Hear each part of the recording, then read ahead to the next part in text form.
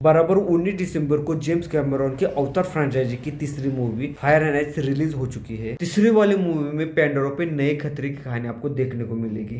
Fire and ice की कहानी साल 2022 में रिलीज हुई थी। द वे ऑफ वाटर की कहानी की एंड से शुरू होती है, क्योंकि ये ऑफिशियली उसी मूवी का सिक्वल है। पेंडोरा में रह रहे जैक सली और नेतार की फैमिली से आप पहले से रूबरू है। दूसरे पार्ट में हो चुके युद्ध में उनके बेटे की मौत हो चुकी थी और वो दोनों अभी भी उस शौक से उबर नहीं पाए हैं। उनके बीच में स्पाइडर नाम का एक इंसान भी रहता है जो ऑब्वियसली बिना मास्क के रह नहीं सकता है। नेतार का मानना है कि किसी भी इंसान को नावी के बीच में रहना नहीं चाहिए। ऐसे में स्पाइडर को उसकी दुनिया में भेजने की वो तैयारी कर लेते हैं, लेकिन जैक के तीनों भी बेटे लोआ, किरी और टूक इसका जमकर विरोध करते हैं। लेकिन इसके बावजूद भी विंड टेडर की मदद से जैक सली का पूरा परिवार स्पाइडर को उसकी दुनिया में भेजने के लिए निकल पड़ता है। इसी रास्ते में आगे मंगवान कबीला उन पे हमला कर देता है। मंगवान कबीला एश पीपल के नाम से जाने जाते हैं। अभी मानव सैन्य का कमांडर रह चुका कॉरेज अब अवतार बन चुका है। नावी के साथ हो चुके युद्ध में उसकी मौत हो चुकी थी, उसे फिर से जीवित कर लिया गया है। वो मंगवान कबीले की मदद के साथ से अपने बेटे स्पाइडर को वापस लाना चाहता है और ऑब्वियसली जैक और उसके परिवार के विरुद्ध अपना बदला भी लेना चाहता है। ऐसे में मूवी की आगे की कहानी का फोकस इसी पे लगा रहता है। अवतार फिल्मों की बाकी की फिल्मों की तरह ही ये मूवी तकनीकी तौर पे शानदार है।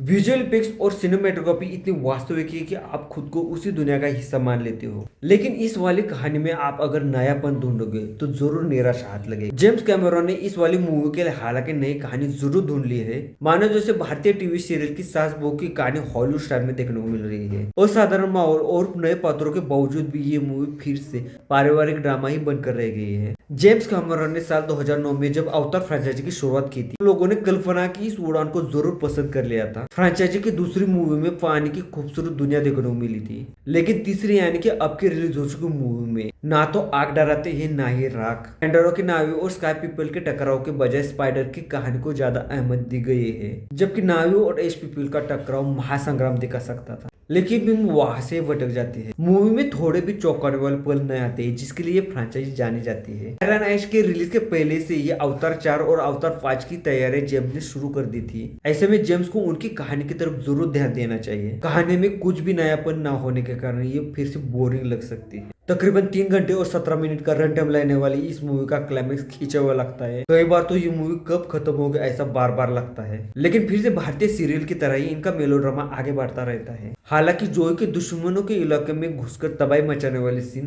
तालियां बटोरते हैं। अगर आपने पिछली वाली मूवी नहीं देखी है तो इस मूवी के लिए आपकी प्रिपरेशन जरूर कम पड़ सकती है। मगर डायरेक्टर ने इस मूवी के शुरुआत में पुरानी मूवी का रिकैप जरूर दिखाया है। अभिनय की बात करें तो पहले वाली मूवी से लेके अब तक सैम, जोई सल्दाना और स्टीफन लेग अपने अपने किरदार में घुल मिल गए ऐसा लगता है। नेगेटिव किरदार में ऊना चैपलिन दमदार लगी है। ब्रिटन डेल्टन, सोगोनी वेयर और जैक चैंपियन अपने अपने किरदार में इतने अभिनय कर गए। अगर आप जेम्स कैमरून की मूवीज के दीवाने हैं और पर्दे पे अति दिव्य और भव्य देखने के दीवाने हैं तो इसे एक बार तो जरूर ट्राई कर सकते हैं। अवतार 3 फायर एंड ऐश का रिव्यू आपको कैसा लगा प्लीज कमेंट करके बताना। वीडियो अगर अच्छा लगे तो लाइक और मेरे चैनल को सब्सक्राइब जरूर कर देना। मिलते हैं अगले वीडियो में और एक नई रिव्यू के साथ में और एक नई मूवी के साथ में। तब तक के लिए नमस्कार।